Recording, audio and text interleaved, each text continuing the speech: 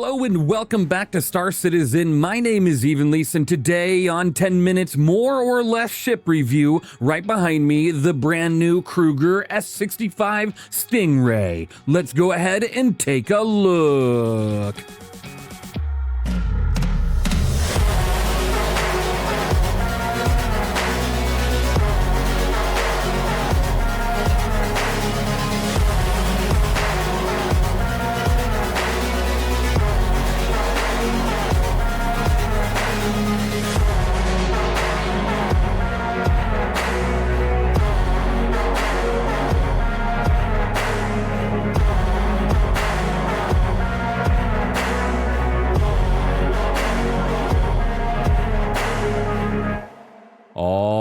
Welcome back to another review, and thank you to What124 as well as Seraph Omega for joining me on today's review of the KRUGER Stingray. Now, I do have to go over this ship with you, and here's what's going to happen. We're going to go ahead and take a look at the outside of the ship as I talk about its stats, and then we'll take a look at the interior cockpit view as well as if it's capable in PvE or PvP or both. So with that in mind, let's go ahead and begin. The new KRUGER Stingray is brand new to 4.10, which just released today, and is a total price of $160 war bond or $175 store credit. Now you got to ask yourself, what is a medium fighter doing at this price point? And that is because this ship is supposed to be a competitor to the Hornet series of ships, even though the Hornet series of ships is in a way modular because they can swap in between a multitude of different styles of Hornet, from the Ghost to the Tracker to a combat variant. But with this ship here, the Stingray, I do have to say it does have a lot of shortfalls with what it's actually capable of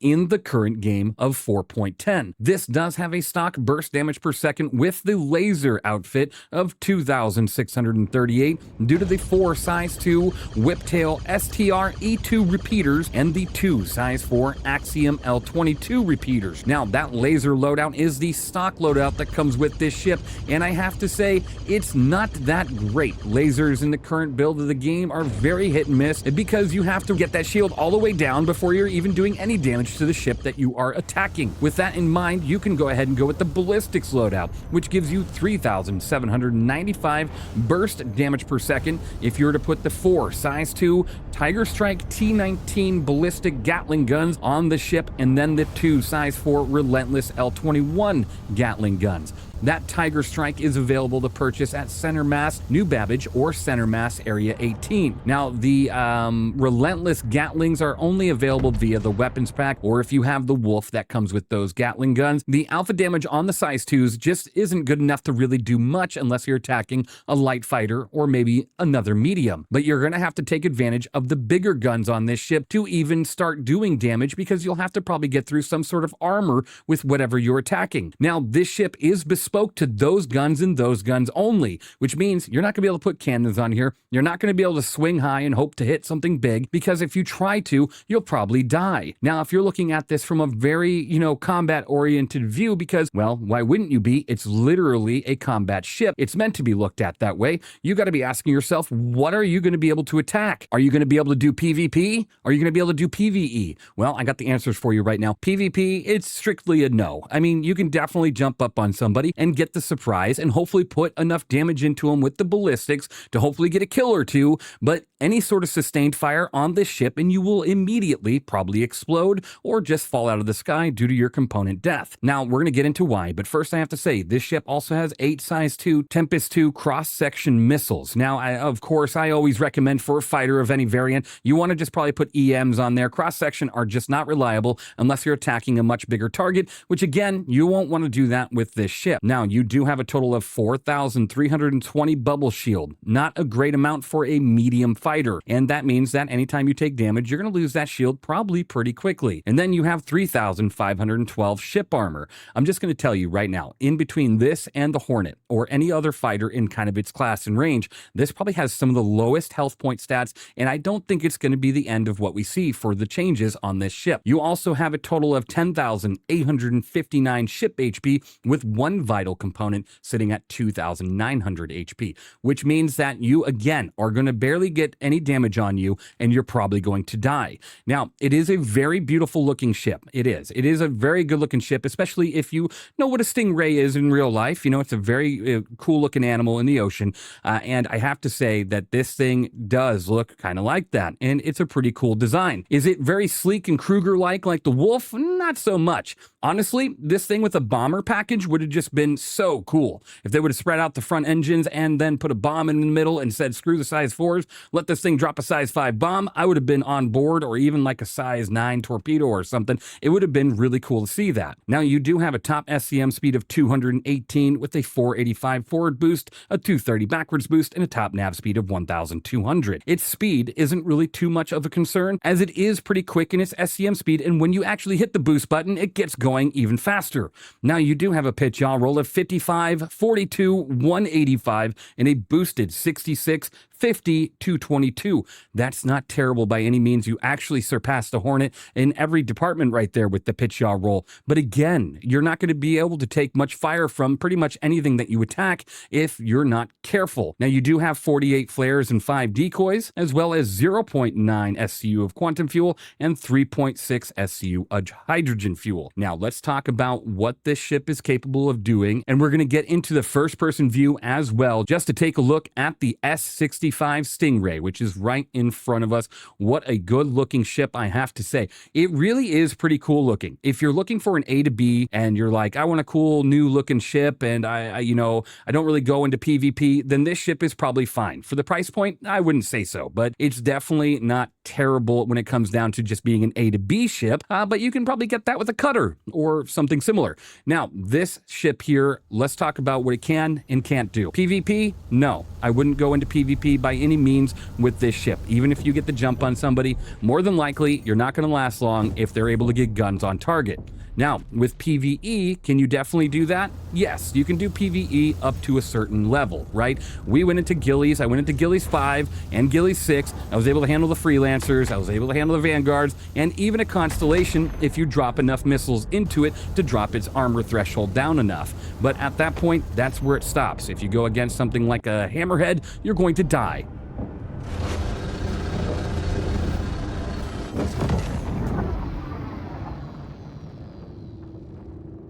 Right? Well, then, that is not what you want to be fighting against in a Stingray.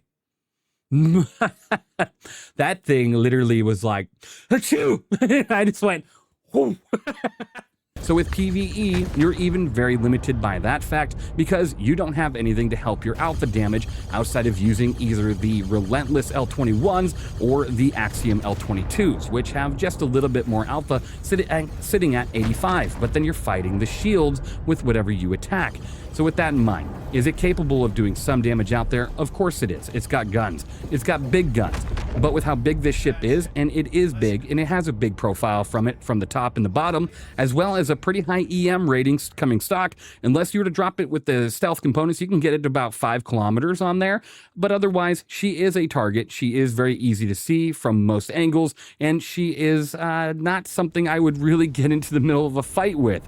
As you can see throughout the combat footage you see here, a lot of it's PvE and then some of it's PvP. We were able to take out a player that was in a Hornet. We got the jump on them and we succeeded.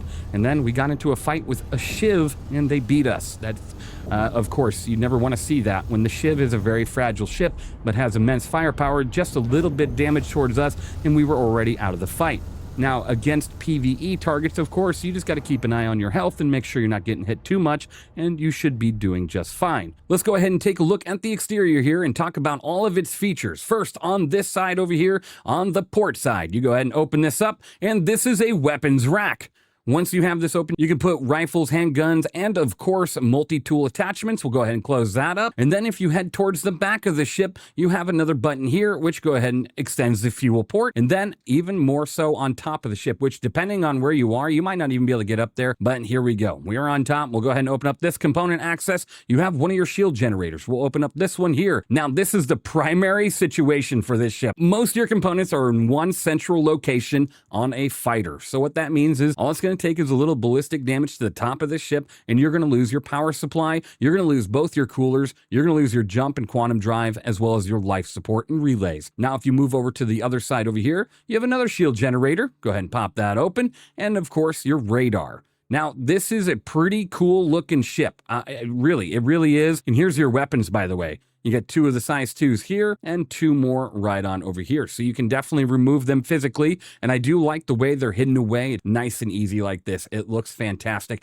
We'll go ahead and close that up. But with this, it looks like more of a souvenir car. Something you'd pull up and be like, oh, check out my sweet ride. And that's about all you want to do. Now, once we get into the cockpit, as you can see, there's a lot of good cockpit views here. It does have quite the view. We'll go ahead and show you the ladder animation first. So first, we're going to take this ladder, which go ahead and extends all the way down. We'll climb our way up. Actually, we forgot the storage. The storage is on the starboard side, by the way. We'll show you really quick. But first, we'll get a nice cockpit view here. Up, down, right, left. It is very clear view. And you even have a little slit up the middle there to go ahead and get a nice little peek at whatever you might be landing, or if something's right under you and you're attacking it. And then you do have 2 MFDs and your radar. Now you do have a light switch here, which you can use to go ahead and turn on and off the lights inside the cockpit, as well as your landing gear and everything else all around. It is pretty nice. It is a nice looking cockpit. Definitely no complaints with that.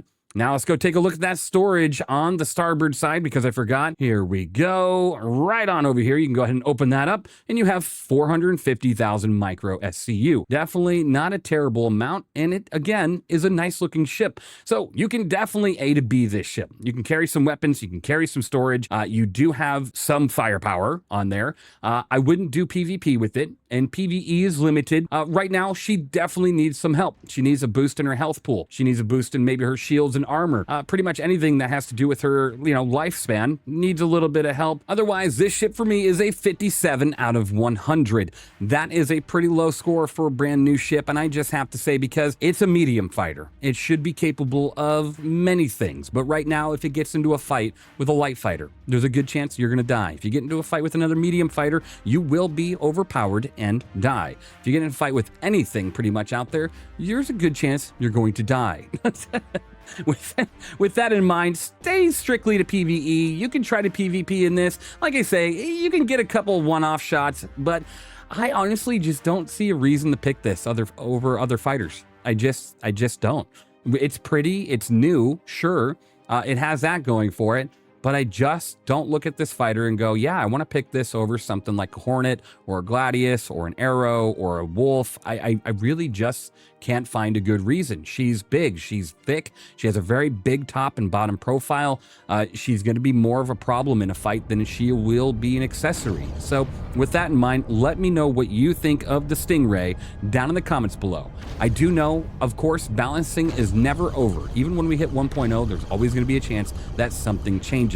So with that in mind, we might see a change sooner or later for this ship to give it a little bit more of, life. Maybe we'll get some weapon packages that have cannons. Maybe we'll get some better health pool or some better component health pools and actually help us with this ship. Thank you for watching. Thank you for being here. You guys are all truly amazing. As always, I really do appreciate every one of you. Go jump onto my Twitch channel as soon as you can. I'm giving away one of these ships brought to you by Cloud Imperium Games with Game Pack and LTI. So check it out. Join the Twitch channel whenever you see me live, which I'm live every other day, and we have the reviews going as well as Breaking Even returning with Evenlease. So come take a look, and I'll see you there. If you're building a new PC, go through longshipindustries.com, a veteran-owned mom-and-pop business that takes pride in every single build. He built my personal rig, which you can actually see featured on the website. The care, warranty, and customer support are top tier. Trust Longship Industries for your next build.